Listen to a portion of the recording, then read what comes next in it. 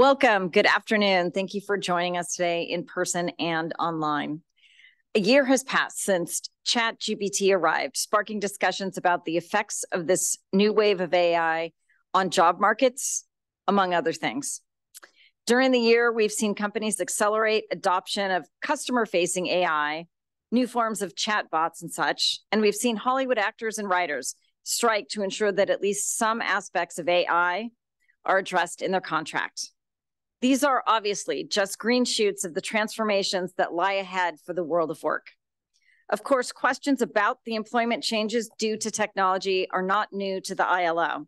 The office has studied the interaction of technology and jobs for decades and provided support to assist constituents as they engage in social dialogue around these related transitions.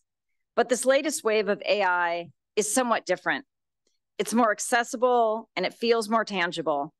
And anyone who has tried out ChatGPT can quickly grasp its potential in a wide array of domains, especially the workplace.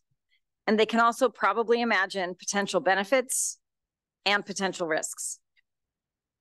It's thus understandable there has been heightened media attention and growing concern among policymakers of what this new technology might bring.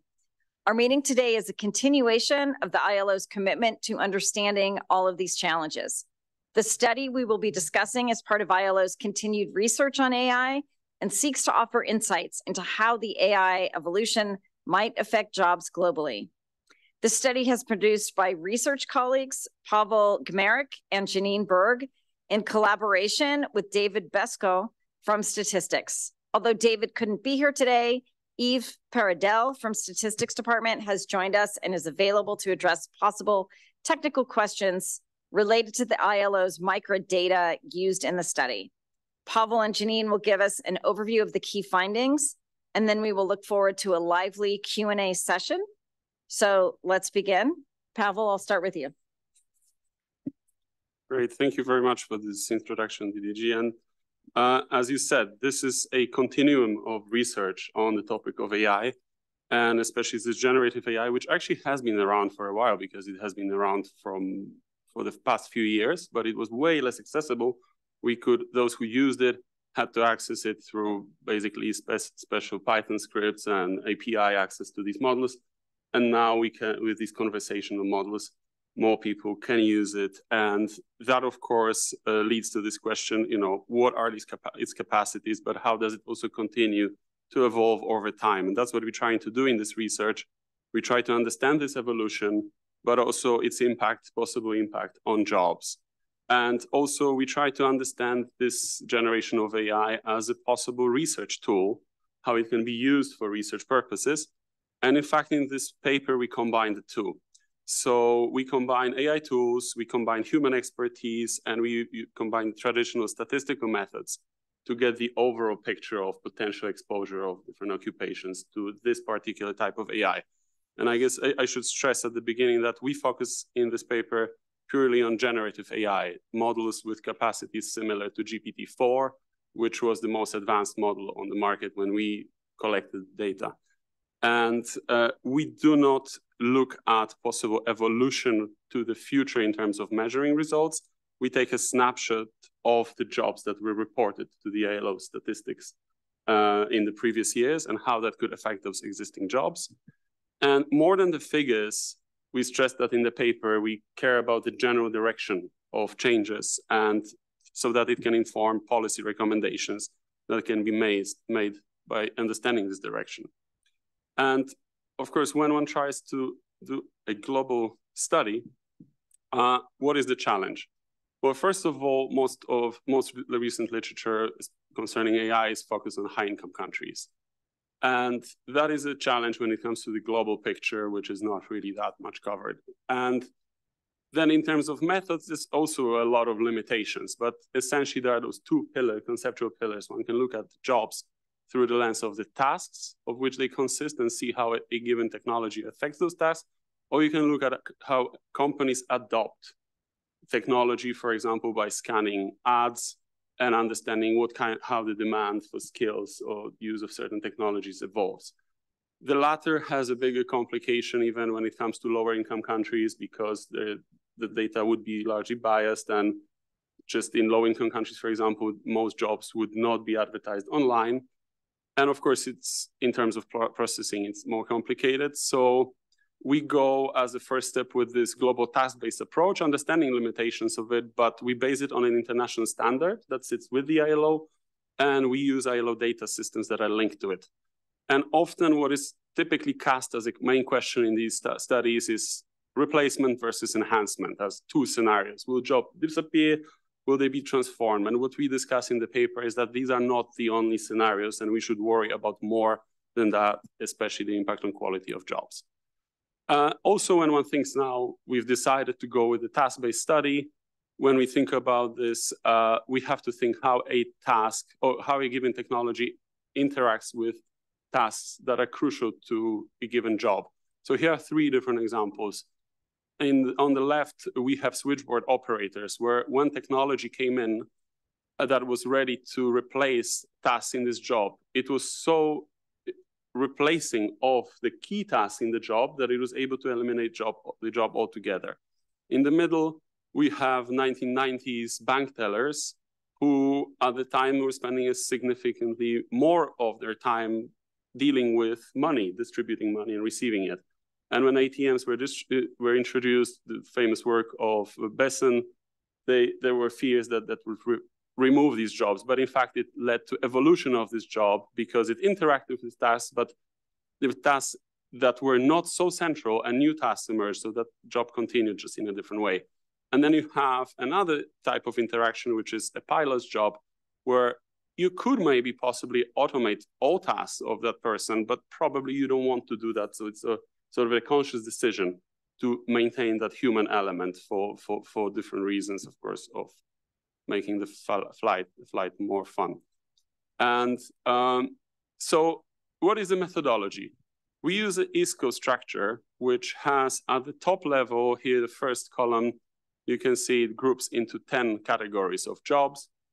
And at the highest level, so most detailed level, 436 occupational groups exist in that system. And they we can think of them as a common denominator for a global overview of jobs. That's what's used also to report on statistics, so it's aggregated into that system. And the official documentation of that system has different tasks, typical tasks that were agreed that they represent a job. And there are 3,123 such tasks in this documentation. So we rely on that as the main structure for our study. And we use AI, we use GPT-4 model using the API access to it.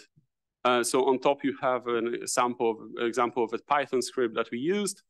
And we test first how well this model can understand these occupational structures in different systems. So first, you can see in the left column, that's the official definition of primary school teachers in ISCO documentation. And on the right, we try to predict each occupation in ISCO and understand how close it gets. And we get much more detailed overviews. The model is trained on different systems. It pulls together overviews that could actually be helpful for updating some of these systems. As the next thing, what we do, we try to predict tasks. So here are tasks for a primary school teacher. On the left, those from ISCO documentation. On the right, those predicted by GPT. And we can see that the model is able to match and predict very similar tasks, sort of have an understanding what a common denominator for a primary school teacher could be.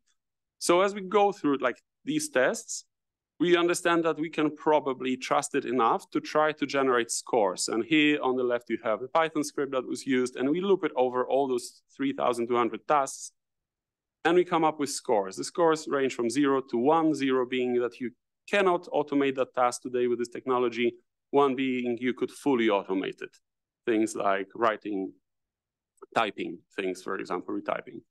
And we ask for justification, which is an interesting feature of also this approach, because for each score, we have a justification why the score was given.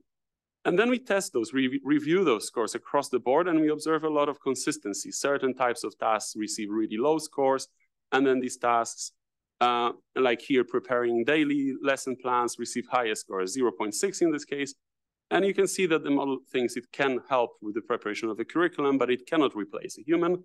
Whereas when it comes to maintaining discipline in the classroom, it's a very low score. Luckily, also, these models don't think they can discipline pupils in school. So once we get that, we have a huge matrix of scores. And the first thing we do, we take this task with the highest score, above 0.8, and see which are the scores, which are the tasks that we see the highest score, do they cluster into some themes? And we rely on another capacity of language models. This time we transform those tasks into vectors, into a mathematical representation of language, the way that language models think about it. And then we use mathematical formulas, machine learning algorithms that cluster them semantically into 5 clusters. And we can see these are tasks related to administration and communication, customer services, providing information, responding to inquiries, processing language, and keeping data records or entering data records. So that sort of corresponds, if you played with these tools a little bit, that corresponds to what you could imagine would be the tasks that could be replaced. So as the next thing, what we do is we take these detailed occupations, 436 occupations, and we calculate based on these individual tasks the mean. And you can see in the top right corner, we took as a medium exposure everything above 0.5 score and a high above 0.75. And you can see that among clerical support workers, those means are really high for most of these occupations. When you take the agriculture workers, so the exact opposite of the table at the bottom left, most of these jobs are below. These models don't think they can be much of relevance to these tasks or replace them. So now we know what the mean is for each occupation, but the question is, how do these tasks distribute themselves within the occupation? So that's the next thing we look at. We look at the distributions, and you have here density plot for managers and clerical support workers. And you can see on the left that among the tasks that belong to managerial posts or occupations, most of them cluster on the left. The density of that plot is really to the left to low scores. And then there are some tasks that get a higher score. Whereas among clerical support workers, really the weight of these scores is in those top ranges. So that already tells us something about the direction, which matches also what we did with the semantic clustering before. And then we can calculate this as a share of tasks belonging to these groups at the highest level. And we can see that when it comes to this high level exposure, again, those clerical support workers are the only group which have such a high share of tasks that are in this high exposure zone, a quarter of those tasks, and another 60% in medium exposure. For other groups, it's much lower. There are not that many high level scores, and then there's about a quarter for professionals and technicians in the medium exposure. So we start to understand a little bit the picture of the type of professions that will be affected by this technology. And basically what you observe is this shift of AI's focus from blue collar work and combining AI with machines to white collar work, to knowledge work, office type of work, where it's now going with this technology. And that is the last slide for this part for me, which is once we understood these tasks, that is only fun a little bit, but not really fully, because it's important to understand how many such jobs are there around the world. That gives you this global picture. So we have to connect it to international statistics. And what we do is we need to have a conceptual framework to do that. So this is the conceptual framework. Those are all occupations. On the horizontal line, you have the mean score for the occupation. And on the vertical axis, you have the standard deviation for the tasks within that occupation. So essentially, conceptually, if you look at the red dots, those are jobs in which the overall score for that occupation is high, and there's a very little variance there among those tasks. They all cluster quite highly. So these are jobs that potentially could be fully automated if we ignore other aspects like the cost of it and access to technology, just the top threshold. And then we took the other extreme, which is this augmentation or transformation concept. Those are the blue dots, which have a score below 0.4 as the overall score for the occupation, but they have a high standard deviation. And if you were to add that mean score with the deviation, you will go to the range of above 0.5 or 6, which means there are some tasks within those occupations that could be automated, but the human role will be crucial going forward. So that's our conceptual framework. And from there, we use the system of ISCO and statistics linked to them. And I hand over to Janine, who will explain how that's done and what we find. Yeah, so thank you, Pawel. So the next step in the analysis was to take these task scores and our conceptual framework and then apply them to employment numbers. So this is when we partnered with the statistics department, which has this wonderful microdata repository that had almost 80 countries at the 4-digit level that we could then plot. But of course, we didn't want to just limit it to the 80 countries. We wanted to have as much of a global picture as possible. So our statistics colleagues, and Yves can speak about this a little bit later if he wants, basically did a cascading to doing an estimate at the 3-digit level, then the 2-digit level, and then at the 1-digit level. And by doing so, we were able to get a global picture of covering about 170 countries. And so this is what gave us these estimates. So before I talk about what the estimates are, there's a few very, very critical caveats. And like Pawel said, really the idea of this study is really not to get precise numbers, but to get a sense of the direction of change. So the first thing is, this is an upper threshold. This is assuming the technology is out there, everybody can use it, and everybody chooses to use it. And that's a huge, huge caveat, because we know that there's many countries where you still don't have very good electricity. You certainly don't have very good access to bandwidth, or it's expensive, or the cost of labor is low and they wouldn't want to use it, or they don't have the digital skills. So there's a lot of constraints that many countries are facing. There's also a choice. Sometimes technology is available, that doesn't mean it's always the best choice. And so this is something that organizations decide whether they're going to incorporate technology or not. And sometimes, as we all know, technology doesn't work so well. So these are all really important caveats. It also doesn't consider new jobs that will be created. And we know with the long scope of history that new jobs are created all of the time. There's one study that was published by David Otter and colleagues that in 60% of jobs currently in the United States did not exist in 1940.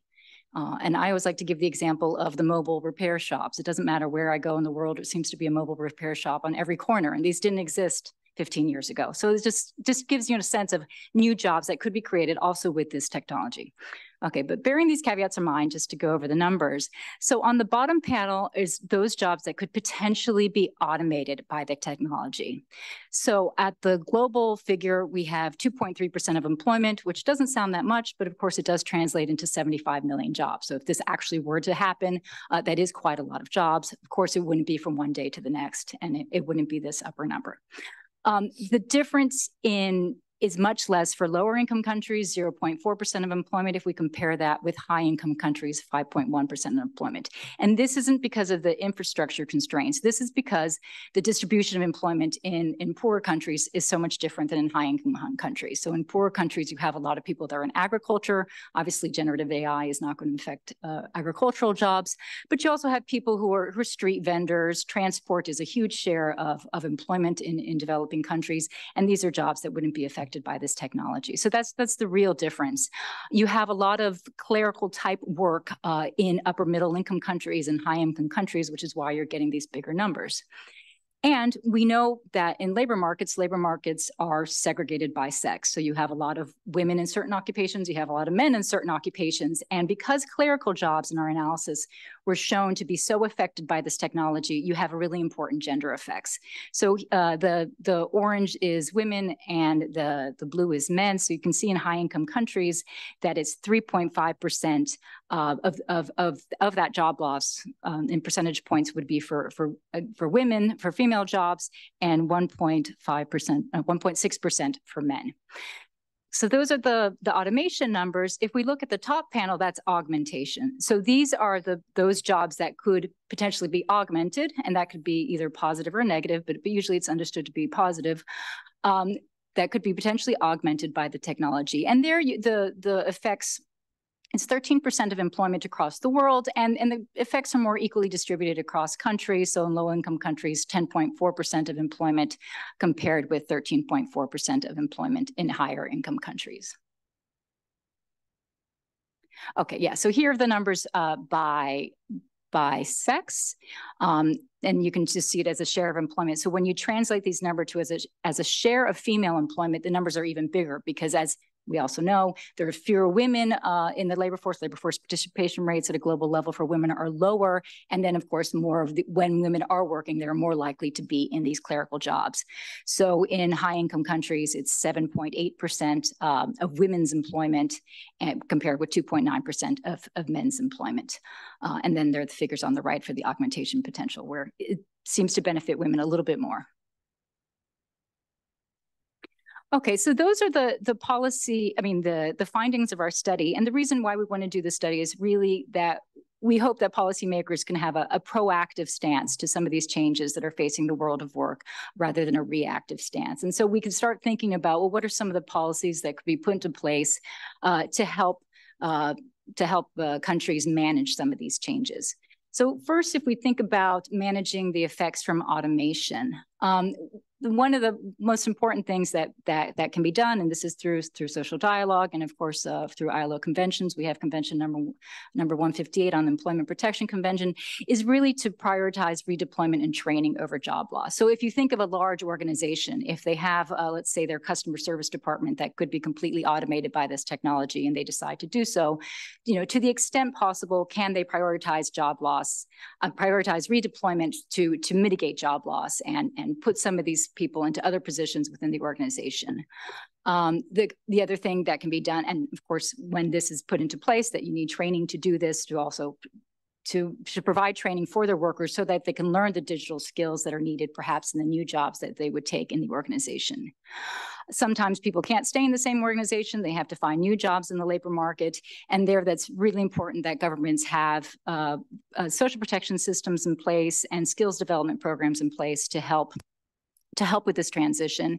And particularly attention can be given towards helping women, given the important gender effects. So how can you design some of the training programs or even social protection programs in a way that can accommodate women better? Another issue is about investing in sectors that are underfunded, but that have the potential to be a source of good quality jobs. At the ILO, we know about the need for just transition. There's also the need to supporting the care economy. Many societies have aging populations or insufficient child care, all sorts of different positions in the care sector that could be a source of good jobs. So this is, if governments were to invest more in these sectors, this could be a potential source of new employment. And then the other thing is about the new jobs that are being created through these AI training systems. How can we make sure that these jobs are of good quality?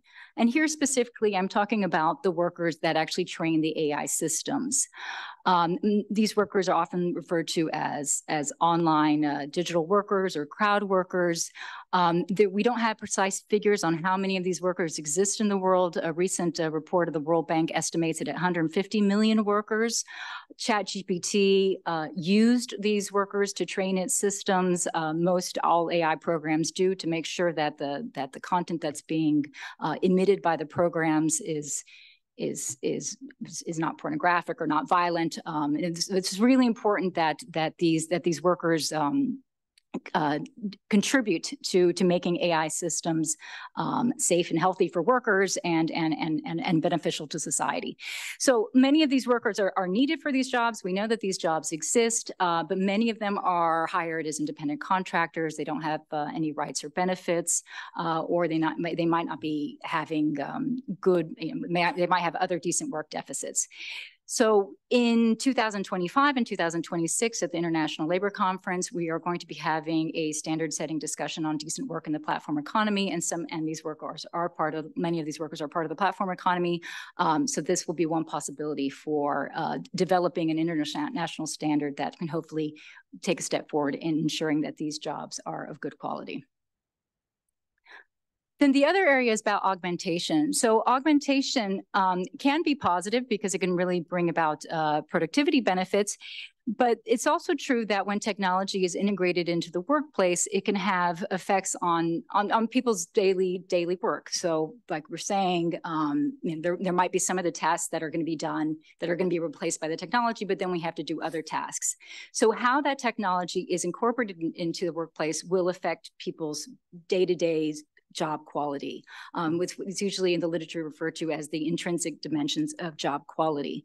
We know that when there is social dialogue or collective bargaining about the incorporation of technology at the workplace, that it's more likely going to be beneficial to the workforce. It's more likely to be positive job quality. So there's a really rich literature on participatory design and the importance of integrating workers into the design process in technology, and also having mechanisms for feedback that can ensure that it's beneficial for workers. And of course, this is much easier done when there either is unionization at the workplace, or in the absence of unionization, that at least there's strong workplace engagement. There also needs to be some thinking about what possible regulatory safeguards need to be put in place with AI in general here. So I'm talking more about some of the algorithmic management that's being used in some occupations, including driver, for example, delivery drivers or warehouse workers. It's very important that there be red lines to prohibit worker monitoring and data collection outside of work, or in contexts where it poses risks to human dignity or in the exercise of fundamental rights. So for example, if a worker is being tracked, or a group of workers are being tracked because they're trying to join a trade union, that those sorts of practices should be disallowed. There should also be consideration given to other regulatory safeguards, such as requiring human oversight in decisions about dismissal, for example, that there be recourse to dispute resolution mechanisms, for example. And then finally, there needs to be an investment in digital skills. So the world of work is changing. Digital skills are always going to be needed. This is something that needs attention from very early educational levels through lifelong learning. And here, I just want to show this final slide, which is about the digital divide that exists. So as you can see, the darker colors countries on the map are countries where is the share of population not using the internet. So you have some parts of the world where it's above 60%, and even some parts where it's above 80%, and still other places where it's still pretty high as well, 20 to 40%. We also know there's important gender differences here, with many women who don't have as much access to digital tools, and of course this would then affect their integration in the labor market. The important thing here also is that of the productivity effects, because those countries that aren't able to use the technology, maybe a short-term benefit could be that maybe the jobs would be saved. Might be one way of thinking about it. But actually, when you think about the productivity losses, that's going to be detrimental for the economy and for employment in the long run. So policies that can address some of these infrastructure gaps that I spoke about previously really need to be taken into consideration.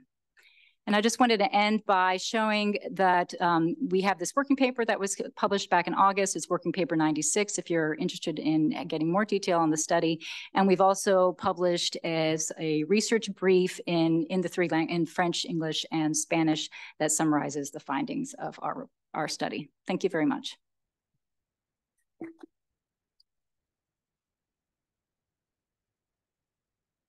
Thanks, Janine. Thanks, Pawel. So I see a number of questions are already coming in online. We certainly encourage you, if you're watching online, to put questions into the Q&A. And if there are questions in the room, we'll try and go back and forth between. But I'm going to take the moderator's privilege to ask the first question, then I'll go to the room, then I'll go online. So, Yves, can you tell us a little bit more about the microdata repository that you use to make the employment estimates, and how many countries you have data for? Sure, thanks, and good afternoon, everyone. So the microdata repository started in 2016. The idea behind it is to collect the labor force survey microdata from all ILO member states, and we have now reached 160. So it means that we are missing around 27 countries.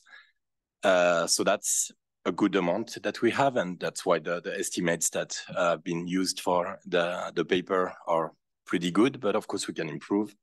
One of the two most populated countries, we're still missing the labor force survey microdata, so that could be a big improvement.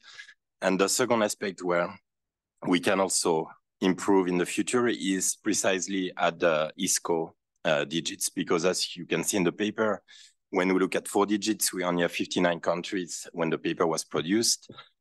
We continue to try to convince countries to share their classification of occupation in the labor force survey microdata at more detailed level. So it continues to grow. We had 2 new countries this week that decided to share at 4 digits. So that's good. And that's really where something we can continue to work on, to try, if we do the same type of analysis in 2 or 3 years from now, to have a larger set of microdata that can serve the purpose. And then the estimates that we will produce from it will be much stronger. Thanks very much. So in the room, I don't know everybody's name, so right here up front. So hi, my name is Sergey. So I have a lot of suggestions for future research because nothing is as fun as giving other people work to do, right? So here's some ideas, and tell me if you think they're good, they're good. If not, not. One idea is to look at the different categories and take a look at their ages. Because if the people who are going to be automated away, if they're all young, it's probably relatively easy to retrain them. If they're older, it's probably relatively harder. So that to have an idea of how big the training thing is, how big the training, whether it's going to be more training or more just long run unemployment insurance or things like that. The second one is in between the automation and the augmentation, there's this group. There's the tail group, which is the immunity. AI isn't even going to touch them. But in between automation and augmentation, there's this group there. Then I saw that there were a lot of categories there. It would be interesting to know something, like something about them, what's going to happen, because they're not going to be immune. I mean, just a lot of their tasks are going to be automated, but they're a weird group, and so it would be interesting to know something about them. Third comment, for the augmentation, in some cases, the augmentation may lead to just more and more jobs. So if the augmentation lowers the price of something by of a service that is provided by a job, making that price more competitive, it may be that the market will react by demanding a lot more of this job, and therefore no problem. But it may be that in some sectors the demand for that service is just not very high. So the augmented people, you have 10 people, two people now do the job of 10, the other 8 go away. So it'd be interesting to have an idea of how many what's the unemployment potential among the augmented also, and the last thing is that I really think we need another ISCO. Because, AI, green jobs, none of this is in ISCO, and we really, the history has gone on and ISCO hasn't. Thank you. Before either of you respond, let me read a couple of things that came in online, and then if you have responses to that or the questions. The first one asks a question about a particular slide. So if we can go back to slide 10, they ask on slide 10, for the first few managers' mean scores, would you be able to explain why there was a bimodal distribution? And then also from a different participant, perhaps you have said it explicitly, but are the estimates that you are showing the result of general purpose language models solely? So in other words, did you look at other kinds of AI? And then one other kind of suggestion that falls in line with what we just heard in the room. Have you also thought about looking at the type of skills that will be impacted the most? And then in parentheses, could start simple by cross-tabulating occupations with their educational content. So I'll stop there and see how one or both of you would want to respond to these questions and recommendations. Should I go first and I'll give you what I don't want to answer? Okay. Okay. So the nice thing about this work is that we have the scores. And so we've actually already been asked by certain countries and even other researchers if they can apply the scores, because what you can do then is just take the scores and you can apply them to your own labor force survey in your country at the 4-digit level, or even if you have other sources of data that you could apply it to. And then that would give a very fine-tuned picture that could then be used for policy at the national level. So your question on ages, we could certainly do it for the global population, but as we know, there's different age distributions in different parts of the world. And so it really should be looking at, well, at least you should need to be looking at high-income countries or low-income countries that have similar age profiles. But yeah, I mean, you're absolutely right. If a country, I mean, if a worker is near retirement, it's a very different policy discussion than if a person is in their mid-20s or early 30s or something like that. And that is a factor that needs to be taken into consideration. We have our conceptual framework with the distribution, and basically this, high mean, low standard distribution is automated, and then not as high of a mean, but a larger standard distribution is augmented. And then in the middle, there was a lot of occupations that are kind of in the middle, and we call those the big unknown. And in many ways, the big unknown is a policy response, or at least an organizational policy response about how it wants to incorporate technology into its organization, and how that organization or that enterprise the workers are going to be affected. Because there are a lot of choices here, and it's never going to be the same choice in a particular organization, even if it's the same, let's say occupation. If you think of economists, right? Economist in one organization or economist in another organization might be doing very different things. And so there's room then for policy discussions, which is why the social dialogue is so important, because you could actually then be using the technology in a certain way that not only keeps the people in those positions, but maybe gets the greatest productivity benefits out of them. So one of the things that we've been thinking about doing as further research is to dig a little bit more into the occupations, and we're actually planning to, hopefully in the next biennium, to do some actually case studies of particular occupations that kind of fall into that big unknown.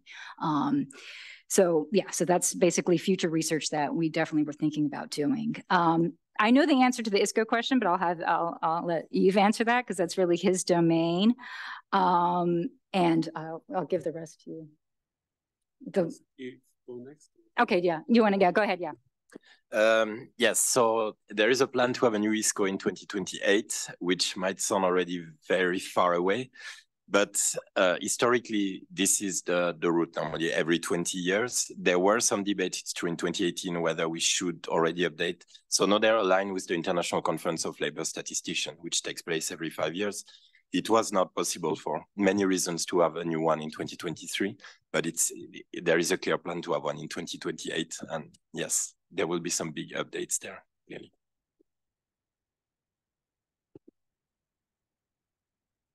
So I guess I have two groups of questions left for me. One are those great suggestions about the age effects and skills disaggregation, and I think they're simply great ideas. I mean, that was sort of the first shot, and there's only so much you can put in the working paper before you get to 15,000 words, and that just is becoming too much, and it's already plot happy and data happy, this paper. So, but I think as a follow-up, that's a great idea, and whoever raised the suggestion of breaking it down also into skills and mapping to skills would be great if you just contact us as well, and the colleagues who mentioned that.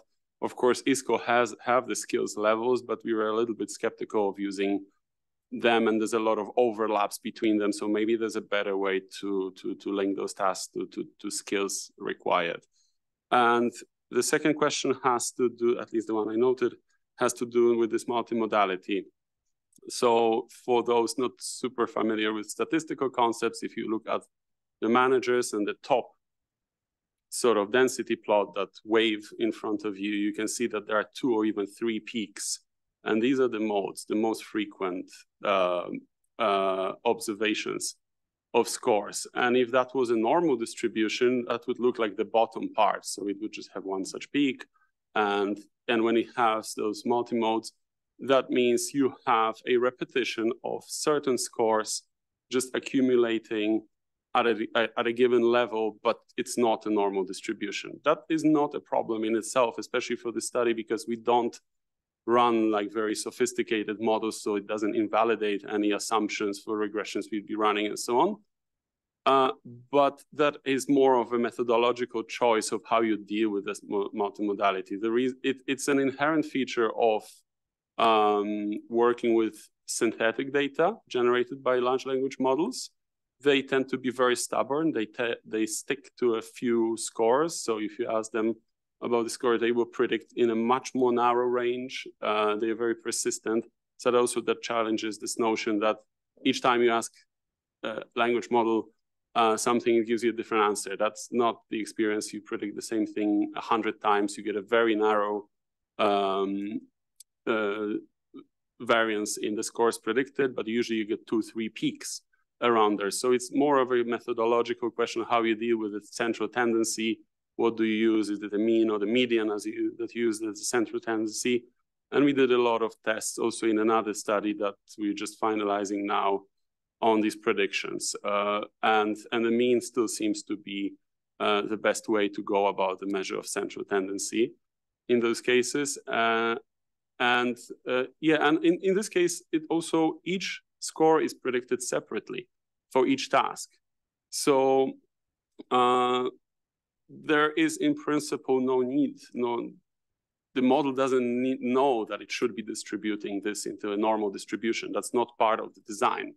So it can happen that you get within one occupation 10 different tasks, and that among those tasks you have most frequent scores grouping around certain numbers. So that's really the origin of that.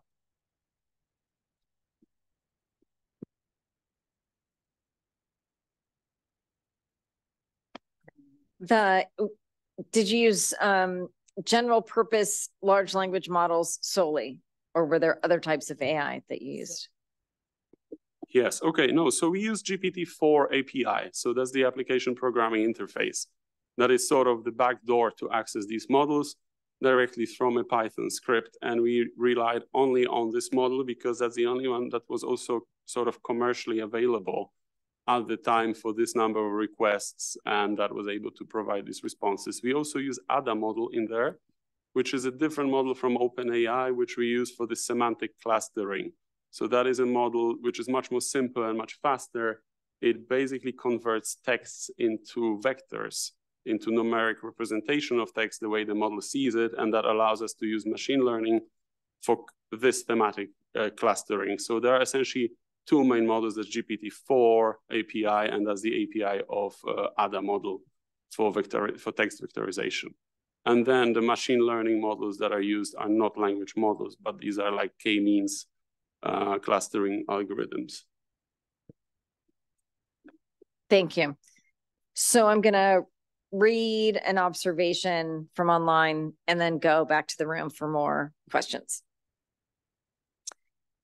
And it says, observation, some of the effects of AI pertain to specific issues around 1, adequate remuneration, and 2, protection of creative work, in particular, the possibility for creative workers to opt out or opt in allowing their content to be used to train AI.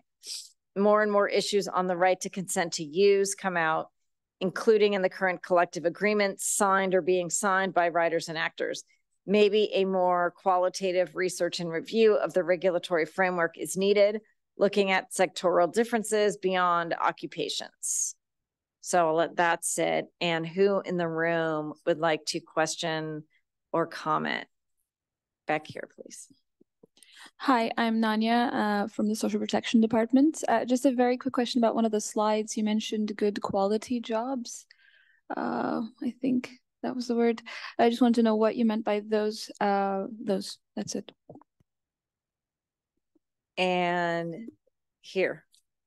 My point is more on the digital divide, and then to the extent the research covered the impact on productivity, and then obviously the impact between the competition between the countries on the more macro economical levels, as opposed to the data entry that I have seen it using the ISCO. Okay, I think that's good for this next round. Yves, did you hear anything for you in there? Okay. All right. We'll go to Janine and Pawel. Okay.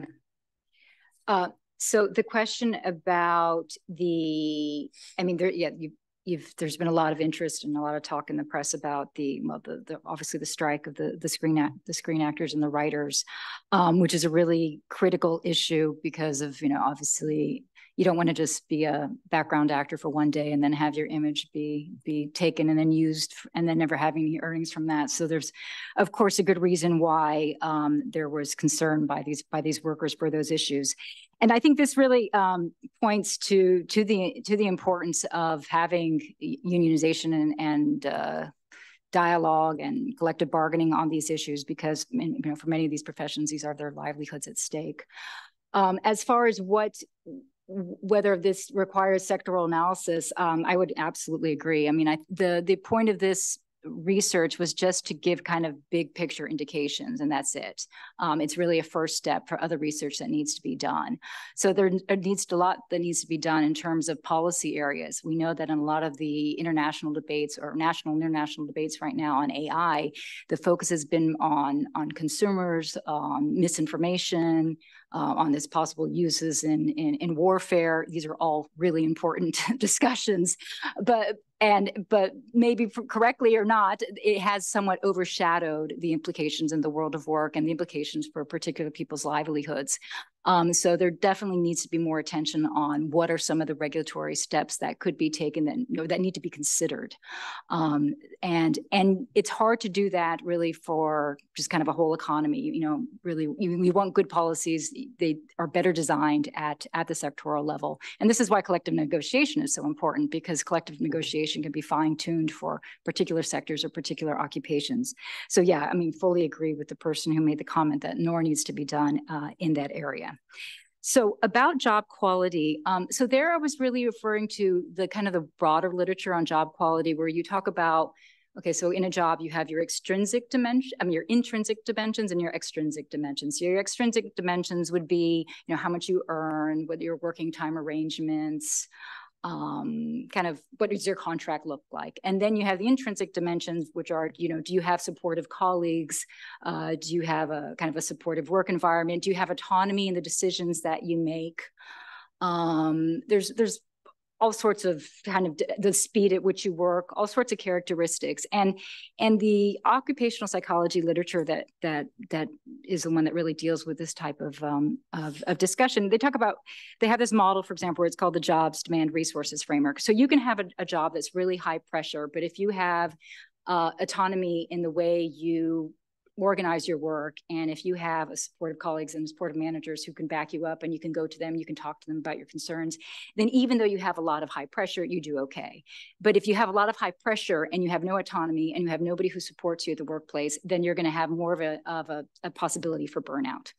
It's kind of a long answer, but it's important with discussions about technology, because technology is so often imposed on workers, and workers don't have a say in the way it's designed, and yet it affects their day-to-day work.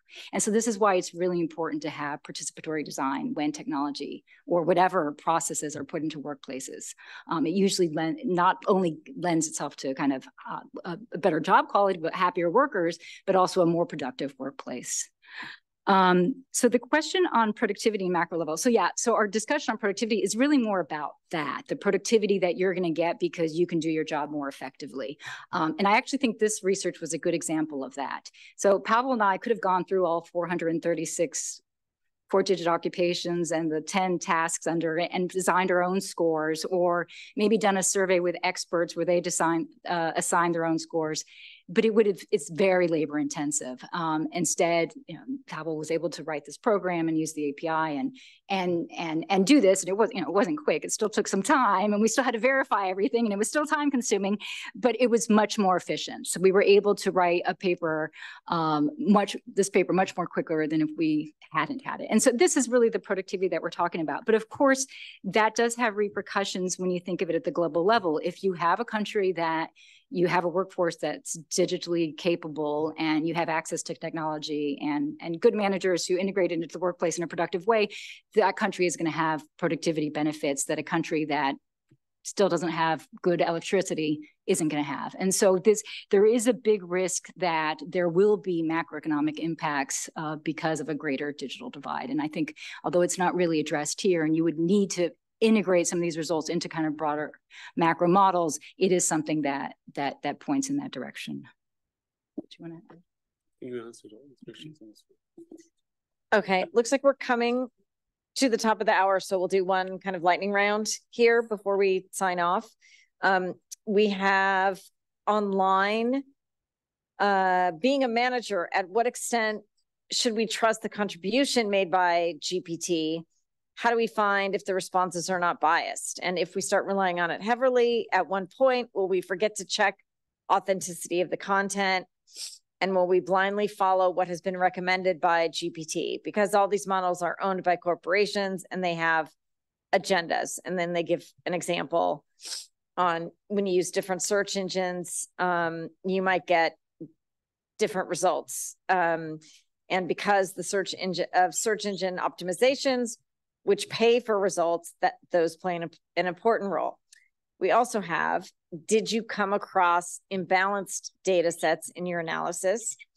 And finally, since these models are black box models and there's no way to know how the models arrive at the decisions they do in this context, if the number of jobs or tasks that stand at risk of automation, how would the accountability aspect of those jobs and tasks be addressed? Also, how could we approach creating evidence that AI can be used to improve productivity and better work-life balance instead of further degradation of job quality and a potential decrease in wages for people, especially in the global South, as the cost of the technology appears to be much cheaper than labor costs in the long run? These are a lot of questions. I'm going to stop there. And hey, hi, will there be a recording? Yes, I can answer that one. And are you using any algorithm to smooth your analysis? And any final questions in the room? Yes. Thanks. Just to add to this light round of questions that you have 3 minutes to answer. My name's Ian, I'm with Program, and from a strategic planning perspective, this, as we've discussed before, is extremely welcome, especially at this juncture where we're approaching the time where we're going to start developing the next strategic plan for the organization and new program and budget, where I would imagine that these issues will feature ever more heavily. So it's very welcome. At the same time, we wouldn't want the takeaway from somebody quickly glancing at this study to be, oh, so the impact of AI will be light in low-income countries, because this is really focusing deliberately on generative AI, which, as we know, is just the fancy tip of the iceberg of AI. So it's easy looking at the graphs to imagine that they will look entirely differently very soon if we start incorporating other facets of AI that starts blending with automation, robotics, and so on. So the same sectors that you described being immune to generative AI, which I think you're right about, will not be when it comes to transport and so on.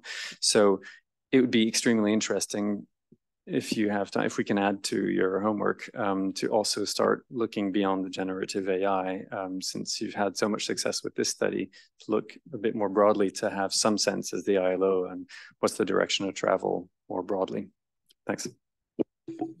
Thanks for the comments.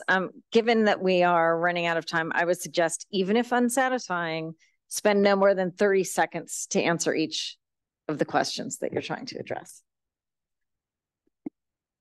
Okay, so I'll speak very quickly. No, so on the bias, I like to pick up on this topic, and I think the best I can recommend is that you stay tuned for the working paper that we will issue either before the end of the year or in January that deals exactly with that topic, the notion of bias, because we really have to become much more specific when we discuss what is bias.